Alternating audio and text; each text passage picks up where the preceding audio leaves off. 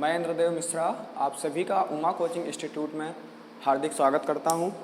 मैं इंद्रदेव मिश्रा आप लोगों को यहां पे बीएससी पार्ट 2 स्टैटिक्स के तीनों पेपर को कवर करूंगा, जिसमें दो पेपर आपका थ्योरी पेपर है, part 1 first paper and part 2 second paper. ये दोनों ही पेपर आपके थ्योरी पेपर हैं एंड जो आपका प्रैक्टिकल का पेपर एक है। कुल मिला के आपके यहाँ 3 पेपर है, 2 पेपर थ्योरी पेपर हैं और एक प्रैक्टिकल पेपर है जो दोनों भी पेपर पे बेस्ड है। फर्स्ट पेपर का नाम है यहाँ पे statistical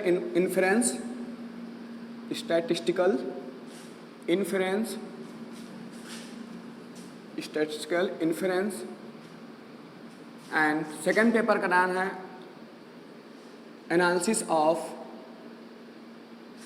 of applied statistics.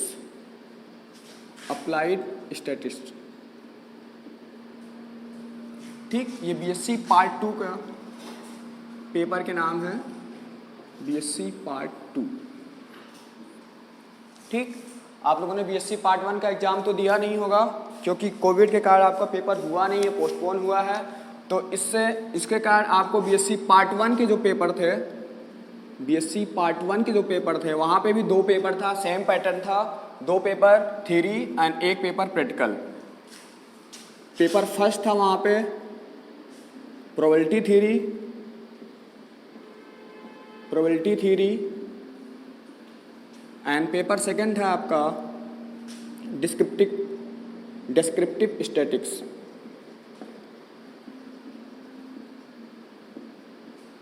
And वहाँ पे पेपर थर्ड आपका प्रैक्टिकल पेपर था। इसमें डिस्क्रिप्टिव इसी के साथ साथ आपका कंप्यूटर एप्लीकेशन भी था, कंप्यूटर एप्लीकेशन। ठीक, तो यहाँ पे क्या है कि जैसे पार्ट फर्स्ट में दोनों ही पेपर 5-5 यूनिट में 4-4 यूनिट में डिवाइड किए गए थे। सेम यहाँ पे भी आपका बीएससी पार्ट 2 में भी आपके 2 पेपर हैं, एक प्रैक्टिकल पेपर है, दोनों ही थ्योरी पेपर 4-4 यूनिट में डिवाइड किए गए हैं। Same pattern as a BSc part 1। और यहाँ पे जो आपका फर्स्ट पेपर है स्टैटिस्टिकल इन्फरेंस, ये टोटली आपका रिलेटेड है जो आपका बीएससी पार्ट 1 का जो फर्स्ट पेपर था probability theory and random variable से। वहाँ पे भी 4 यूनिट दिए गए थे, जिसमें से पहली यूनिट थी random experiment and probability measure, random experiment and probability measure, random experiment and probability measure. Syllabus आपको प्रोवाइड कर दिया जाएगा, अभी सिर्फ आप यूनिट के नाम जान लीजिए। और जो सेकेंड यूनिट था आपका random variable and random vector, random variable and random vector. और आपका थर्ड यूनिट था वहाँ पे मैथमेटिकल एक्सपेक्टेशन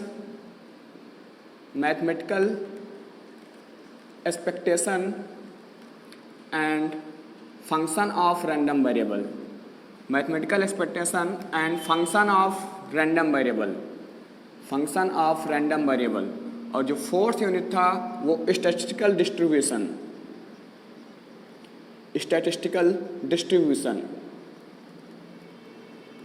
4 यूनिट में आपका बीएससी पार्ट 1 का फर्स्ट पेपर डिवाइड था, random experiment and probability measure, random variable and random vector. And third unit थी mathematical expectation and function of random variable और स्टैटिस्टिकल डिस्ट्रीब्यूशन। और यहाँ पे एज इट इज जो आपका बीएससी पार्ट 2 का जो फर्स्ट पेपर है स्टैटिस्टिकल इन्फरेंस, यहाँ पे भी जो आपका फर्स्ट पेपर है वो भी 4 यूनिट में डिवाइड किया गया है, 4 यूनिट में डिवाइड किया गया है।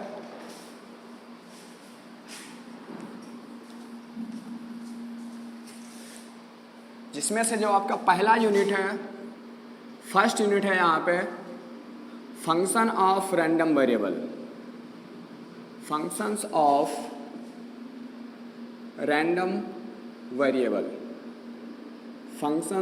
Random variable. And second unit है स्टैटिस्टिकल डिस्ट्रीब्यूशन, या इसको सिंपली कहिए आप sampling distribution.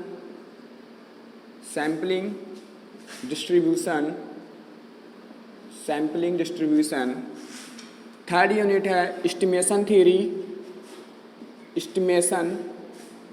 Theory and fourth unit है स्टैटिस्टिकल हाइपोथेसिस।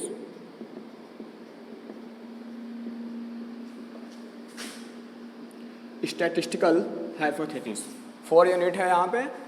पहला यूनिट है function of random variable, second unit है सैम्पलिंग डिस्ट्रीब्यूशन, थर्ड यूनिट है estimation theory and fourth unit है स्टैटिस्टिकल हाइपोथेसिस। यहाँ पे बीएससी पार्ट 1 में जो फर्स्ट पेपर था आपका, जो आप यहाँ पे दूसरी और तीसरी यूनिट पढ़ते थे या चौथी कह लीजिए आप, second, third and fourth, random variable and random vector, mathematical expectation and function of random variable and fourth unit था स्टैटिस्टिकल डिस्ट्रीब्यूशन। इन सभी यूनिट के जितने भी रिजल्ट थे, जितने भी डिफिनीशन थे, सारे डिफिनीशन को आपको याद रखना पड़ेगा, सारे रिजल्ट को आपको याद रखना पड़ेगा। जब सारे रिजल्ट या डिफिनीशन आपको याद नहीं है, कॉन्सेप्ट क्लियर नहीं है, तो आपको बीएससी पार्ट 2 के फर्स्ट पेपर में प्रॉब्लम आएगी। बीएससी पार्ट 2 के फर्स्ट पेपर में प्रॉब्लम कैसे आएगी? क्योंकि यहाँ पे जो पहली यूनिट है आपका फंक्शन ऑफ रैंडम वेरिएबल, और यहाँ पे जो सेकेंड और थर्ड यूनिट है random variable and random vector, mathematical expectation and function of random variable. यहाँ पे आपको जो भी चीज़ पढ़ाई जाती थी वो 1 डायमेंशनल, बीएससी पार्ट 1 में 1 dimensional random vector, 1 dimensional random variable and 2 dimensional random variable and 2 dimensional random variable. BSc part 1 में फर्स्ट पेपर में सेकंड और थर्ड यूनिट आपको रैंडम वेरिएबल और रैंडम वेक्टर पढ़ाया जाता था, जिसमें बेसिकली आपको सिर्फ और सिर्फ 1 dimensional random variable and 2 dimensional random variable पढ़ाया जाता था। 2 डायमेंशनल रैंडम वेरिएबल, इसके पीएमएफ या पीडीएफ या expectation, mean, variance, movement generating function, probability generating function etcetera, जितने भी इसकी प्रॉपर्टीज होते थे आपके रैंडम वेरिएबल के पीएमएफ और पीडीएफ के साथ, सारी चीज़ें आपको यहाँ पे पढ़ाई जाती थी। अब यहाँ पे क्या है, इसका थोड़ा सा एक्सटेंशन फॉर्म है। यहाँ पे जो भी फंक्शन ऑफ रैंडम वेरिएबल आपको 1 और 2 डायमेंशनल के यहाँ पे n डायमेंशनल पढ़ना है, n डायमेंशनल रैंडम वेरिएबल। ठीक, यहाँ पे क्या पढ़ना है आपको? n dimensional random variable. यहाँ पे आपको 1 dimensional and 2 dimensional random variable पढ़ाया गया था। और इसमें जो सबसे मोस्ट इंपॉर्टेंट टॉपिक था वहाँ पे transformation of random variable, transformation of random variable, transformation of random variable. जो मोस्ट इंपॉर्टेंट टॉपिक था आपका वो ट्रांसफॉर्मेशन ऑफ रैंडम वेरिएबल। ठीक, इस ट्रांसफॉर्मेशन ऑफ रैंडम वेरिएबल पे बेसिकली यहाँ पे सिर्फ और सिर्फ 1 डायमेंशनल रैंडम वेरिएबल का ही ट्रांसफॉर्मेशन बीएससी पार्ट 1 में कवर किया गया था। ठीक, तो 1 डायमेंशनल रैंडम वेरिएबल में क्या होता था? सिंपली आपको एक फंक्शन दे दिया जाता था, एक फंक्शन आपको दिया जाता था जो ओल्ड वेरिएबल का फंक्शन होता था, उसी को हम एज ए न्यू वेरिएबल से डिफाइन करते थे या डिनोट करते थे।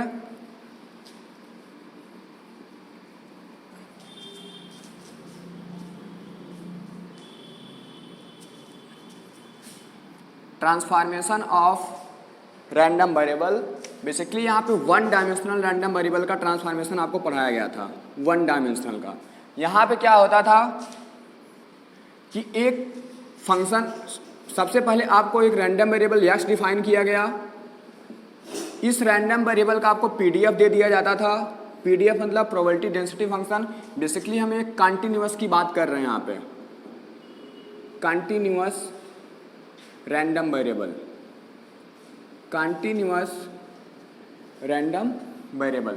यहाँ पे हम किसकी बात कर रहे हैं? Transformation of 1 dimensional random variable का, और उसमें भी किसका? हम कंटिन्यूअस रैंडम वेरिएबल की बात कर रहे हैं।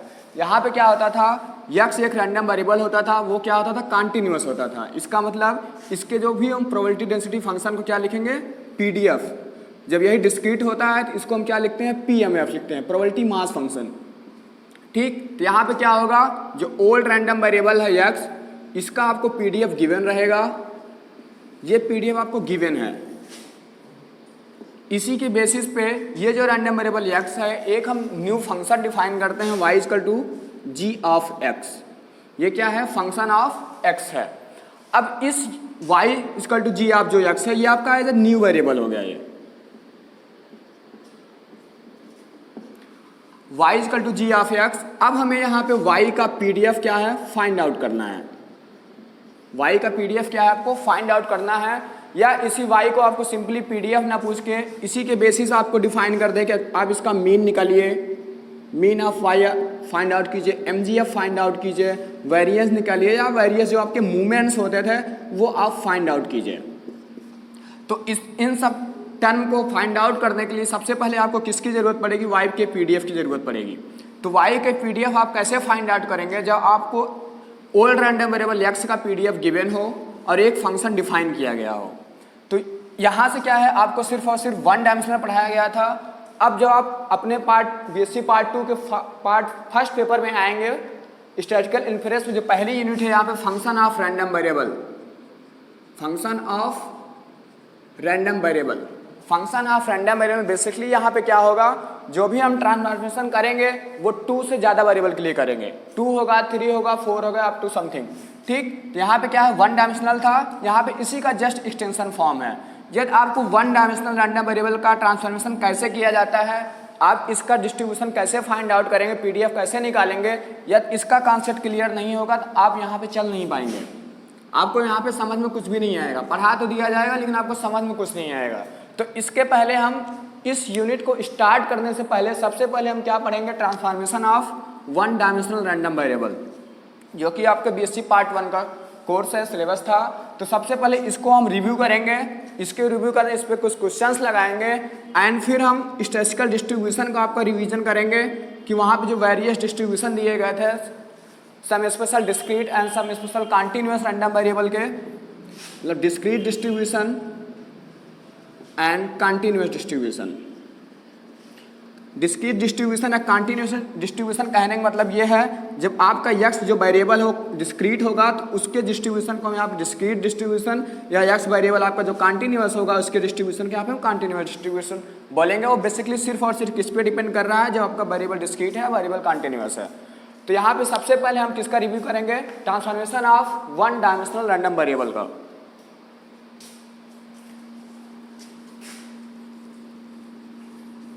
Transformation of one dimensional random variable.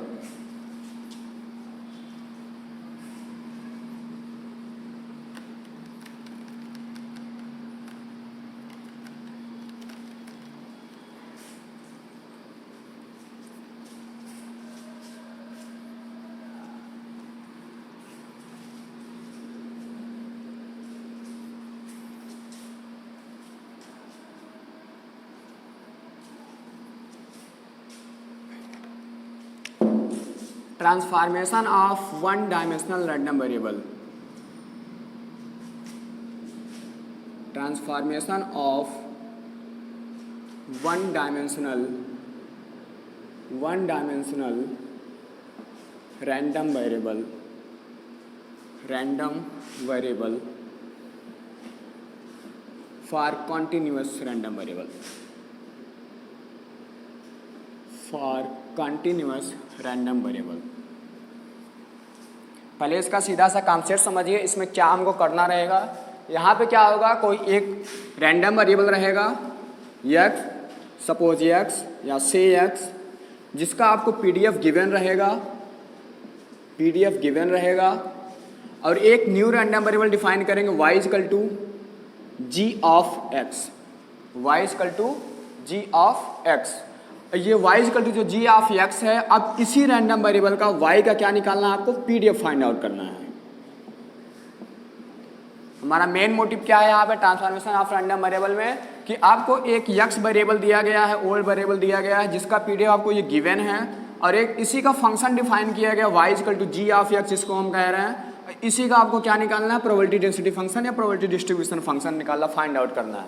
इसके लिए क्या करेंगे आप, सिंपली इसका जो फार्मूला था y equal to g of x, y equal to g of x। तो पहला आप स्टेप यहाँ पे क्या करेंगे, यहाँ पे आपको हम दो तरीका बताएंगे। सबसे पहला आप स्टेप इसमें देखिए, y इक्वल टू जो g ऑफ x दिया गया है, y equal to g of x, इसका आप सिंपल सबसे पहले ट्रांसफॉर्मेशन करेंगे, मतलब x की value in term of y find out करेंगे। सपोज कीजिए कोई फंक्शन दे दिया जाए y equal to x square, y equal to x square. ये क्या है आपका यक्स का ही एक फंक्शन है जिसको हम यहाँ पे जी एक्स बोल रहे हैं।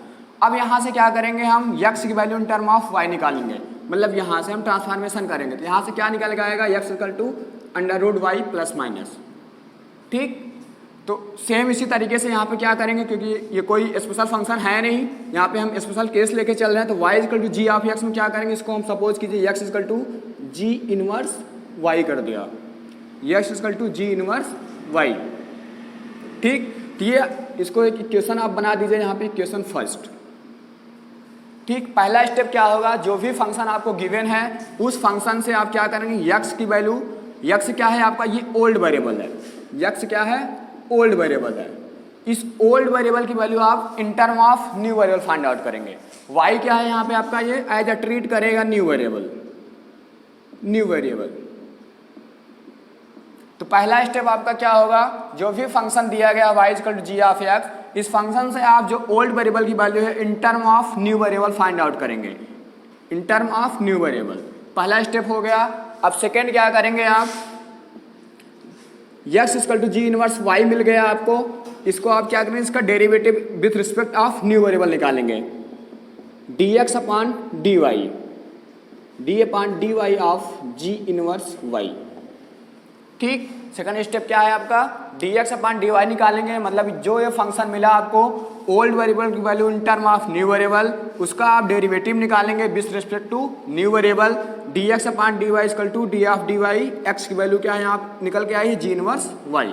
ठीक, उसके बाद क्या करेंगे, यदि फंक्शन पॉजिटिव है तो पॉजिटिव, निगेटिव है तब भी पॉजिटिव, मतलब क्या इसका हम मॉडुलस वैल्यू फाइंड आउट करेंगे, dx अपॉन dy निकालेंगे, d upon dy of ji inverse y। ठीक, इसका हम मॉडुलस वैल्यू निकालेंगे, या इसी को सिंपली हम जैकोबियन बोलते हैं। ठीक, इसको हम क्या बोलते हैं, जैकोबियन बोलते हैं। यह फंक्शन आपको निकल के आया,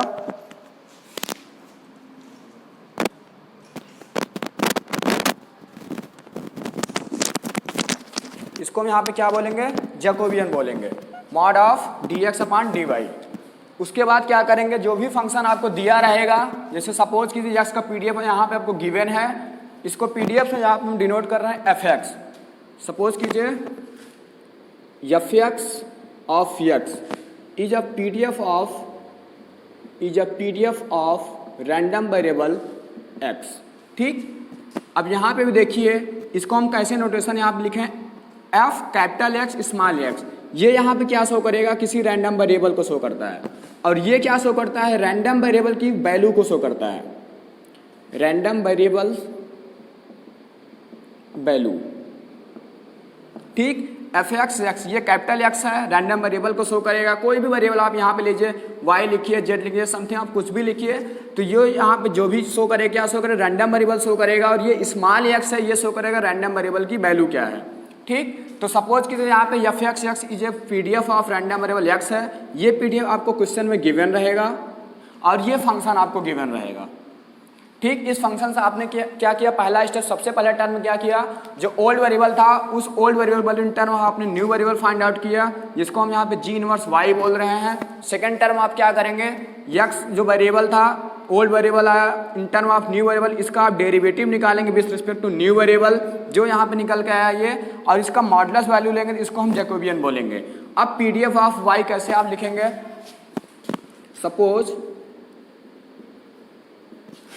f ऑफ y, यहाँ पे फिर से देखिए कैपिटल y है जो कि रैंडम वेरिएबल को शो करेगा, स्मॉल y रैंडम वैल्यू को शो करेगा। Suppose f of y is a PDF of random variable y equal to ji of x। ठीक, अब यहाँ पे हमें क्या मिल गया, f ऑफ y क्या है, ये PDF of random variable x है, सॉरी y है, y equal to ji of x। अब यहाँ पे जो इसका पीडीएफ कैसे दिया जाएगा, f(y)(y), ये क्या निकल के आएगा यहाँ पे f(y)(y), ये आपको पता है, सिर्फ और क्या गिवन दिया गया है, ओल्ड रैंडम वेरिएबल का पीडीएफ दिया गया और ये फंक्शन आपको दिया गया है, इसके अलावा आपको क्वेश्चन में कुछ भी नहीं दिया रहेगा। f ऑफ y कैसे निकलेगा, जो आपका x रैंडम वेरिएबल का जो पीडीएफ है, जिसको आपने यहाँ पे fx बोला है, इस x रैंडम वेरिएबल के पीडीएफ में जहाँ पे भी x रहेगा, जो आपने वैल्यू यहाँ पे क्वेश्चन नंबर 1 से डिनोट किया है, ये वैल्यू आप यहाँ पे ले आके पुट करेंगे, क्योंकि यहाँ पे हमने क्या कहा, ये रैंडम वेरिएबल को शो करेगा और ये वैल्यू को शो करेगा। अब ये वैल्यू जो आपने यहाँ पे ट्रांसफॉर्मेशन निकाला है x equal to ji inverse y, इस वैल्यू को ले आके आप इस फंक्शन में पुट करेंगे। मतलब क्या है, x equal to ji inverse y हो जाएगा, जी इनवर्स वाई। इसका सिंपल सा मीनिंग ये है, जो भी फंक्शन गिवन रहेगा ये x का फंक्शन रहेगा, इस x के फंक्शन में आप x की value in term of new variable मतलब y के टर्म में आप पुट करेंगे यहाँ पे, और यहाँ पे मल्टीप्लाई करेंगे इस जैकोबियन के टर्म से, multiplied by dx upon dy। ये यहाँ से y का PDF निकल के आएगा। y का PDF क्या निकल के आया, f of y y equal to f x g inverse y into mod of dx upon dy। अभी यहाँ पे हमने सिर्फ इसके PDF की बात की है, इसकी अभी हमने लिमिट की बात नहीं की है।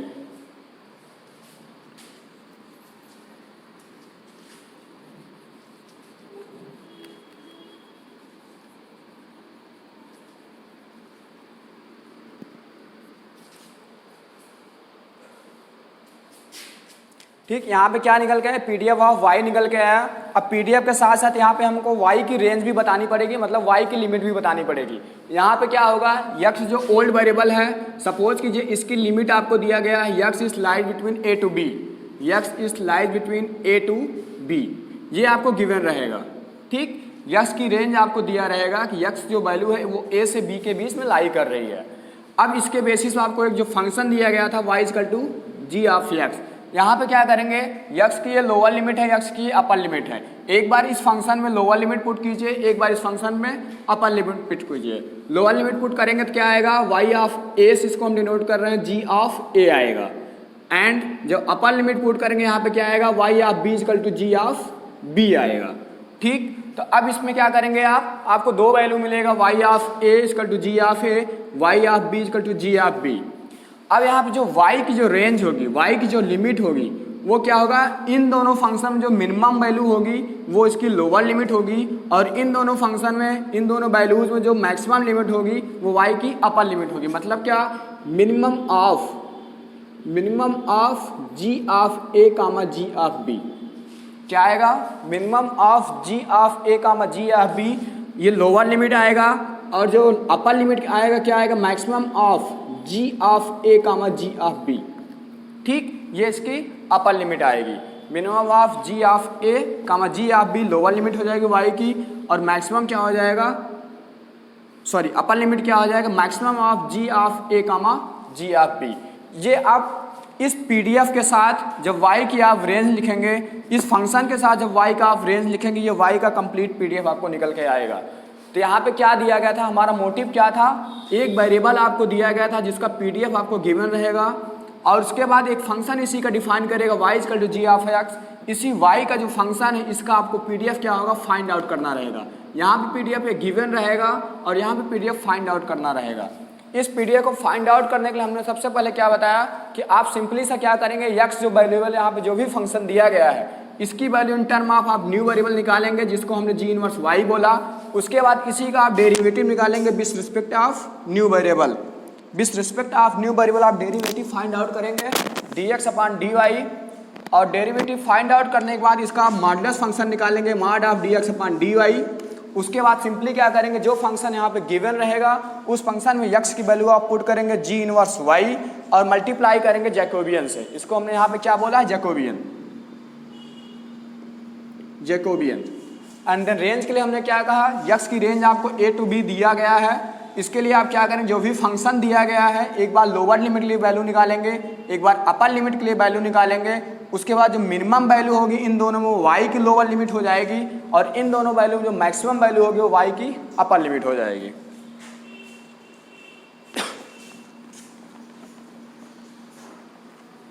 अब इस पे हम एक एग्जाम्पल करेंगे।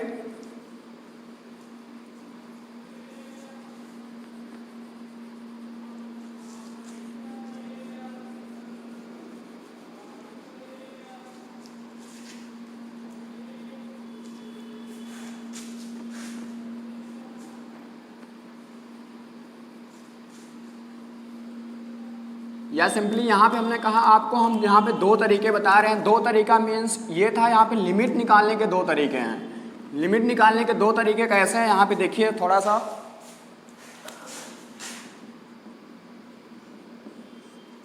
यहाँ पे हमने क्या कहा, यक्स कोई रैंडम वेरिएबल है जिसका पीडीएफ आपको गिवन है। सपोज कीजिए यक्स की जो रेंज दी गई है ए से बी दी गई है और एक नया फंक्शन डिफाइन किया गया y equal to ji of x है। इसका पीडीएफ आपको फाइंड आउट करना है।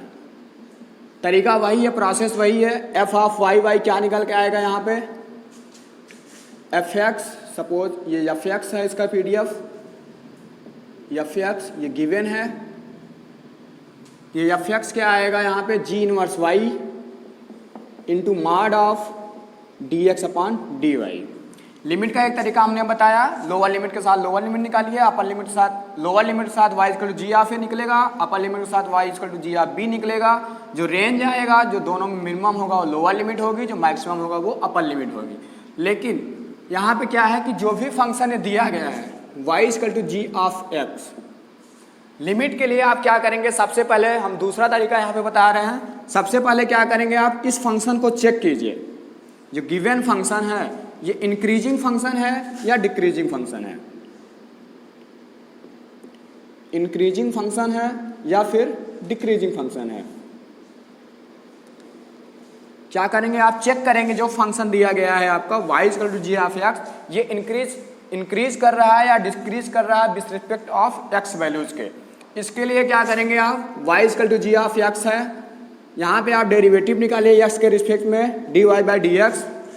यदि D Y by D X जो है ये सभी वैल्यूज के लिए एक्स के लिए ये पॉजिटिव आ रहा है, इट मीन्स ये फंक्शन आपका इंक्रीज कर रहा है। ये फंक्शन क्या कर रहा है, इंक्रीज कर रहा है।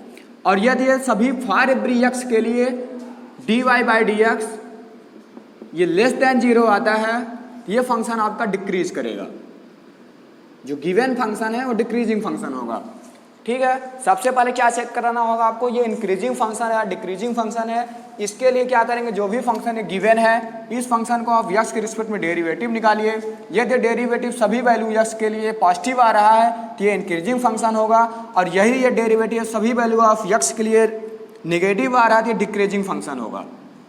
ठीक, तो यदि फंक्शन आपका इंक्रीजिंग है तो यहाँ पे क्या करेंगे, जो वैल्यू आपने दो वैल्यू निकाला था यक्स के रेंज के लिए ए टू बी, यक्स के रेंज ए टू बी के लिए आपने दो वैल्यू निकाला था, Y of A G of A हमने बोला था, Y of B G of B इसको हमने बोला था। जब यह फंक्शन आपका इंक्रीजिंग होगा, मतलब derivative D Y by D x ये पॉजिटिव आ रहा है, तो इस रेंज में मतलब क्या, when Y equal to ji of x is an increasing function, is an increasing function, is an increasing function. इसकी जो लिमिट हो जाएगी y equal to ji of A से जी ऑफ बी हो जाएगी। एंड यही जब y equal to ji of x ये आपका डिक्रीजिंग फंक्शन हो जाएगा।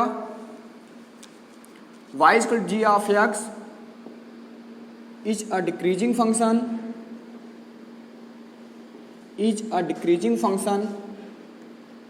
यहाँ पे लिमिट क्या हो जाएगी, y लिमिट हो जाएगी g of b to g of a। ठीक, हमने वहाँ पे लिमिट निकालने का एक तरीका बताया था कि ये दोनों वैल्यू निकालिए, उसके बाद इनमें जो मिनिमम वैल्यू होगा वो y की लोअर लिमिट हो जाएगी, जो मैक्सिमम वैल्यू होगा y की अपर लिमिट हो जाएगी।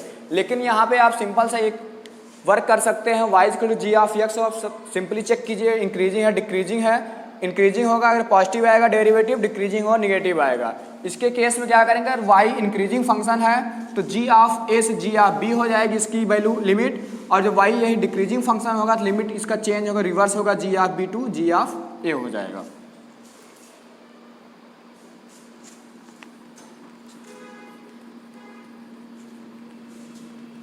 अब इस पे एक सिंपल सा एग्जांपल देखिए सिर्फ ये रिकॉलिंग है। फर्स्ट ईयर में आप लोग ये सब पढ़े होंगे, transformation of one dimensional random variable कैसे पढ़ाते हैं, लेकिन आपने एग्जाम दिया नहीं है तो ये हम समझते हैं आपको भूल गया होगा सब कुछ, क्योंकि हमें फर्स्ट पेपर हम स्टार्ट करेंगे यहाँ पे, जिसमें जो पहले यूनिट है फंक्शन ऑफ रैंडम वेरिएबल, वहाँ पे सिंपली आपको two dimensional random variable transformation से हम स्टार्ट करेंगे। तो इसके लिए आपको one dimensional random variable transformation का कॉन्सेप्ट जो है क्लियर होना चाहिए, क्योंकि इसका कॉन्सेप्ट क्लियर नहीं होगा तो यहाँ पे आप कुछ भी वर्क नहीं कर पाएंगे। एक सिंपल सा एग्जांपल यहाँ पे देखिए, let x be a random variable, let x be a random variable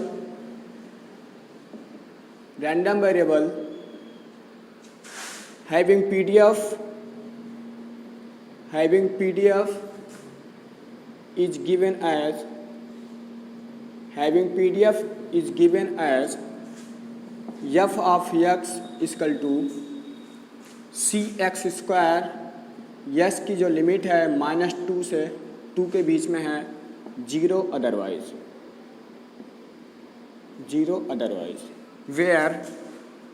where C is a constant,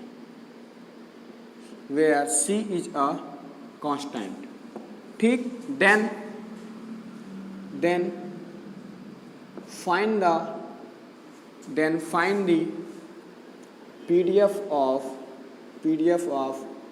y is equal to x plus 2x plus 1. Then find the PDF of y is equal to 2x plus 1. देखिए यहाँ पे क्या दिया गया है, कोई एक x random variable है जिसका PDF दिया गया है f(x) equal to c x square, x की रेंज यहाँ पे दी गई -2 से 2 और 0 अदरवाइज, वेयर सी क्या है, एक कांस्टेंट है, सी क्या है, कांस्टेंट टर्म है। Then find the PDF of y equal to 2x plus 1, ठीक। इसके लिए आप कैसे स्टेप आउट करेंगे? सबसे पहला तरीका वही है कि आप जो भी फंक्शन दिया गया है इस फंक्शन से ओल्ड वेरिएबल की value in term of new variable निकालेंगे, जिसको हमने वहाँ पे डिनोट किया था जी इनवर्स वाई निकालने के बाद आप dx/dy निकालेंगे, फिर उसका मॉडुलस वैल्यू निकालेंगे, फिर जो फार्मूला दिया गया था उस फार्मूला में वैल्यू पुट करेंगे, आपको PDF ऑफ y निकल जाएगा। लेकिन यहाँ पे एक प्रॉब्लम क्या है, ये फंक्शन आपको जो दिया गया है f(x) equal to c x square, इस फंक्शन में एक कांस्टेंट टर्म की वैल्यू यहाँ पे दे दी गई है। मतलब क्या, ये फंक्शन आपका इनकम्प्लीट है। फंक्शन कैसा है, ये इनकम्प्लीट है, ठीक। यहाँ पे सी क्या है, एक कांस्टेंट टर्म दे दिया गया है, तो पहला स्टेप हमारा क्या होगा, इस कांस्टेंट टर्म की वैल्यू फाइंड आउट करना, ठीक। तो कांस्टेंट टर्म की वैल्यू कैसे आप फाइंड आउट करेंगे? इसके लिए देखिए PDF की एक प्रॉपर्टी होती है, क्योंकि क्या है, ये एक PDF है। अगर ये PDF होगा, सपोज कीजिए x जो वेरिएबल है यदि डिस्क्रीट होता है, तो इसमें क्या करते हैं हम, x का हम PMF लिखते हैं, यहाँ पे PMF लिखते हैं। और जब PMF के केस में क्या होता है, x की सभी वैल्यूज़ के लिए, सपोज कीजिए x -∞ to ∞ है, पूरे रियल लाइन पे है, तो सभी वैल्यूज़ के जो इसके जो PMF का जो फंक्शन होगा वो 1 आएगा। एंड सेम एज x जब आपका एक कंटिन्यूअस होगा, इस कंटिन्यूअस के केस में सपोज ये f(x) दिया गया है, तो होल रेंज में इंटीग्रेशन आप करेंगे इस फंक्शन का f(x) का, इसकी भी वैल्यू क्या निकल के आनी चाहिए, 1 निकल के आनी चाहिए। यदि ये 1 मिल रहा है तो ये फंक्शन PMF होगा, यदि यहाँ पे भी 1 निकल रहा है तो ये फंक्शन जो दिया गया है PDF होगा। तो इसी प्रॉपर्टी का करके, क्योंकि यहाँ पे PDF दिया गया है, PDF मतलब क्या है, x जो वेरिएबल है वो आपका कंटिन्यूअस है, x वेरिएबल कैसा है आपका, कंटिन्यूअस है। तो कंटिन्यूअस है मतलब क्या, जो फंक्शन दिया गया है इसके होल रेंज में x के, इसका इंटीग्रेशन करेंगे तो हमको 1 मिलना चाहिए, क्योंकि ये PDF है तो यहाँ पे 1 आएगा। यदि हमें चेक करना होता है PDF है कि नहीं है, तो ये कांस्टेंट की टर्म की वैल्यू यहाँ पे ना दिया होता, इसका कुछ वैल्यू दिया हो समथिंग 2 3 एक्सेट्रा समथिंग, तो उसको चेक करने के लिए आप क्या करेंगे, सिंपल सा होल रेंज में इंटीग्रेशन करेंगे, अगर वैल्यू 1 मिलती है तो PDF होगा। क्योंकि ये PDF है और यहाँ पे हमें C की वैल्यू फाइंड आउट करना है, ये प्रॉपर्टी हम यूज़ करके यहाँ पे पहला स्टेप क्या होगा, C की वैल्यू फाइंड आउट करेंगे। कैसे निकालेंगे?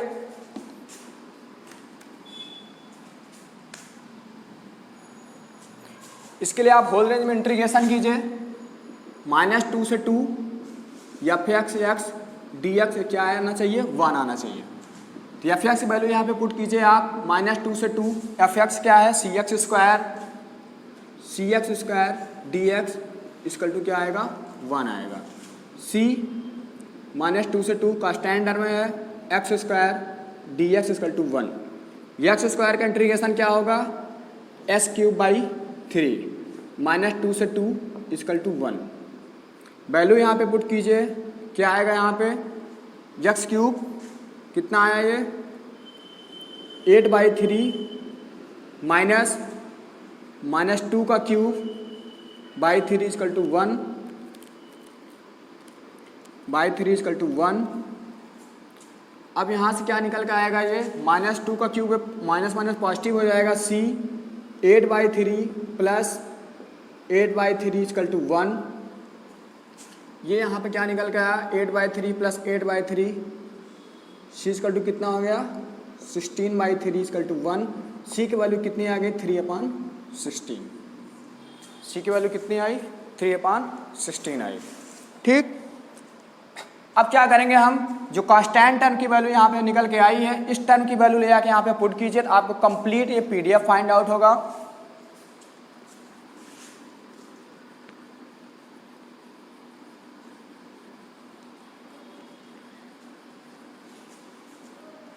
पीडीएफ क्या हो जाएगा, fx x equal to c की वैल्यू 3/16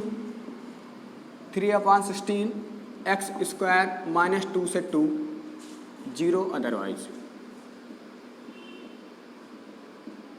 ठीक, कांस्टेंट टर्म की वैल्यू आप कैसे फाइंड आउट करेंगे ये आपको समझ में आ गया होगा। अब हमें क्या निकालना है, y equal to 2x plus 1 जो फंक्शन दिया गया है, y equal to 2x plus 1 जो फंक्शन गिवन है, इस फंक्शन का हमें पीडीएफ फाइंड आउट करना है। तो सबसे पहला स्टेप आपको क्या बताया गया कि इस फंक्शन को जो y equal to 2x plus 1 दिया गया है, इस फंक्शन का आप क्या कीजिए, ट्रांसफॉर्मेशन कीजिए। ट्रांसफॉर्मेशन मीन्स जो ओल्ड वेरिएबल की value in term of new variable find out कीजिए। y इजकल टू क्या है 2x प्लस 1 है, यहाँ से क्या निकल कर आएगा 2x equal to y minus 1, it means x equal to क्या आया y माइनस 1/2। इसी को हमने वहाँ पे क्या बोल रहे थे हम, g इनवर्स y। ये क्या निकल के आया y equal to x equal to y minus 1/2 equal to g inverse y। ये पहला स्टेप हुआ। और सेकंड क्या करेंगे आप, इसका डेरिवेटिव निकालेंगे। किसके रिस्पेक्ट में, x जो फंक्शन आया g इनवर्स y, x के इस फंक्शन को आप y मतलब जो न्यू वेरिएबल है उसके रिस्पेक्ट में आप डेरिवेटिव फाइंड आउट कीजिए।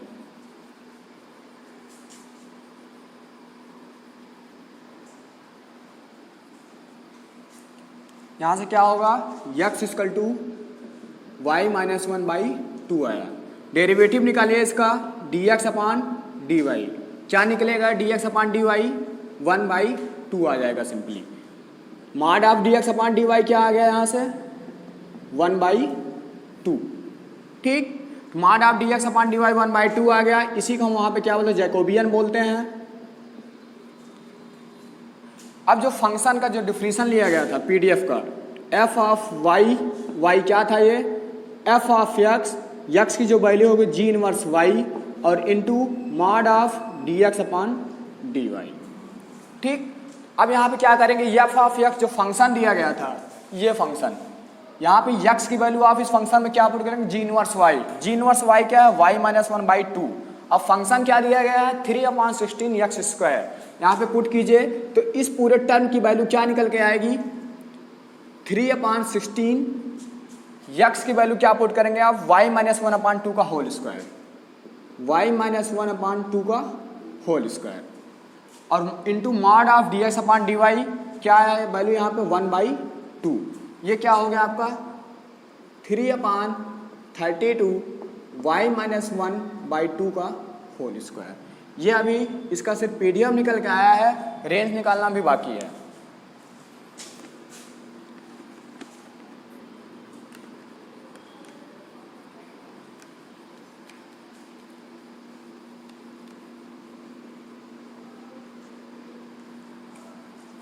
रेंज निकालने के लिए हमने क्या कहा, जो ये फंक्शन गिवन है y equal to 2x plus 1, x की रेंज यहाँ पे दिया गया आपको, x क्या रेंज दिया गया -2 से 2 के बीच में दिया गया है।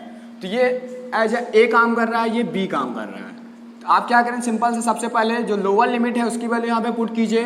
y ऑफ a निकलेगा, क्या निकलेगा 2 इंटू -2 प्लस 1 -4 प्लस 1, ये कितना निकला -3। y ऑफ a क्या मिला आपको -3 मिला। अब इसी तरीके से b पुट कीजिए आप, y ऑफ b निकल के आएगा +1 equal to 5। y of b क्या आ गया आपका 5 आ गया। अब रेंज के लिए क्या करेंगे आप, हमने बताया था इसमें जो मिनिमम वैल्यू होगा g of y of a y of b में मीन्स मिनिमम ऑफ -3 (5), ये लोअर लिमिट होगी और अपर लिमिट क्या होगी मैक्सिमम ऑफ -3, 5। मिनिमम क्या होगा इसमें से -3 होगा और इसमें मैक्सिमम क्या होगा 5 होगा। y की जो रेंज निकल के क्या आई -3 to 5। अब आपका इसका मतलब जो कंप्लीट PDF ऑफ y निकल के आया वो क्या आया,